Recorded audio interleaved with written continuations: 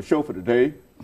The topic is the Narco states of West Africa, and the guest is Dr. LMadu, who's given us some information relative to how some of the states in West Africa have moved toward becoming known as narcotic states. And of course, Dr. LMadu, let's see if we can pick up where we left off dealing with Guinea-Bissau. Yeah, like I was saying when General Vieira came back, in 2005. He ran for election and supposedly won, even though his opponents felt it was rigged, and became president again. Unfortunately, when he came back, the army commander, General Tagme Nawai, was antagonistic towards him. And of course, General Nawai was one of those who plotted his overthrow in 1998. Okay. So he wasn't happy to see him being army commander when he came back, and Nawai wasn't happy for him to come back and be president either. Yes.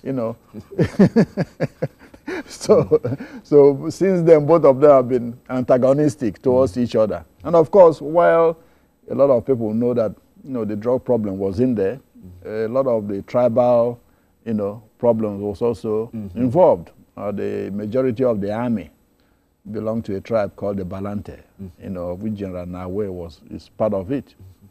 So eventually, this resulted in what happened early this month.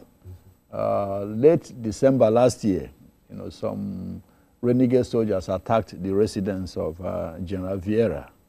But luckily, he escaped. After that, he recruited a 400-man militia to guard him instead of the army. Because he didn't trust outside of the army. Exactly. He went outside in the army. Exactly, and recruited a 400-man militia from his own ethnic group to guard him. Yeah. So the army got mad and said, no, you got to disband that militia, because we don't want anybody, who is not in the army carrying arms in this country. Well, that was the mistake he made. He should have kept his militia anyway, regardless of what the army said, because he knew what was coming.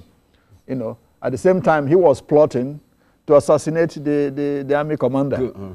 Several other army commanders have been assassinated mysteriously. So early this month, the army commander came to his office and was blown up in a bomb, General Nawai. That was a Sunday evening. After this happened, most of his loyalists, felt that General Vieira was responsible for it. Okay. So early the next morning, they went and attacked the residence of President Vieira and assassinated him as a tit for tat. However, most informed observers, and including diplomats and some African presidents, believe that the real cause of the both assassination, both assassinations was control of the drug, deal in Bissau. Who controls it? In fact, before the assassination, the Prime Minister, Mr. Carlos Correa, had made a statement publicly saying the biggest drug dealer in this country is President Vieira. And of course, after he made that statement, he quietly slipped out and took cover somewhere because he knew what was coming.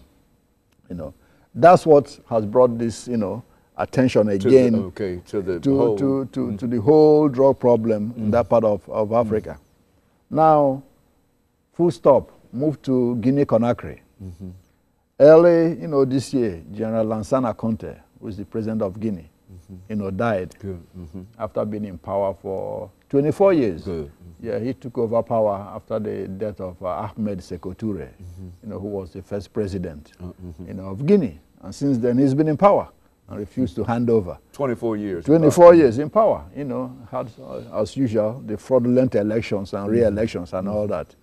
So when he died suddenly, I wouldn't say suddenly, he has been sick for a while, but refused to hand over power. When he died, junior officers, led by Captain Musa Kamara, took over power. The first thing they did was open an investigation into the activities of the president, his family, and all other government officials. What they found out was that the government itself was colluding with drug dealers. His son, Ousmane Conte, came on TV. He was interviewed by reporters, even from the Associated Press, the Reuters. Yeah, and confessed that, in fact, he has been a drug courier, you know, for the drug cartel, using the presidential planes, using diplomatic pouches, using the VIP lounge at the airport, using his own mother's residence as a place to store drugs and ship them out. In fact, he said, his first payment was $300,000, the first payment they made to him, the first time, you know, he participated. From then on, he was involved in it all through. The police chief was involved in it. You know, the police chief wasn't earning much anyway. His salary was less than $500 a month, but he was building a university. Okay. The anti-drug chief was involved in it, confessed that he was involved in it. The intelligence chief, who's supposed to be keeping an eye on all this, was involved in it. Regular soldiers themselves said they were involved in it.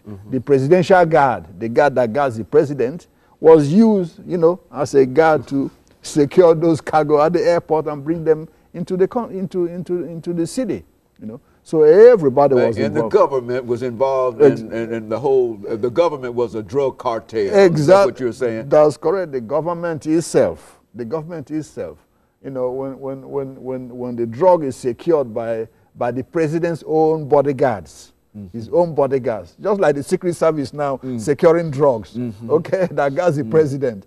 You know what I mean? The president knows about it.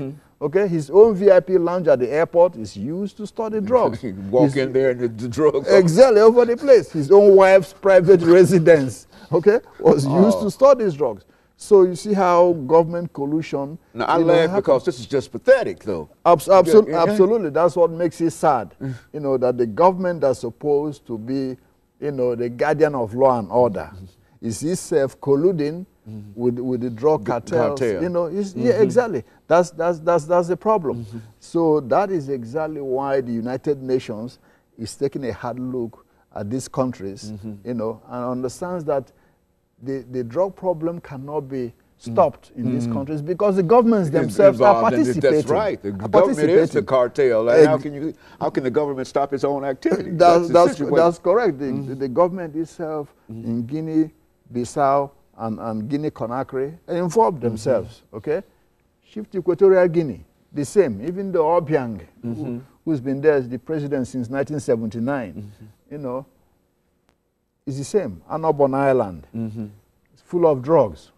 Few miles from the border from Nigeria, you know, that's a drug heaven. But Obiang turns, you know, eye somewhere else. His sons, his daughters, they're all involved in it. And it's a country that has some of the largest oil reserves in the world. Yet everybody is poor and they're using it. Exactly. Very good. Of course, Dr. LMadu, let us take this second commercial break and get back. And we'll be back with our audience following this very, very short commercial break.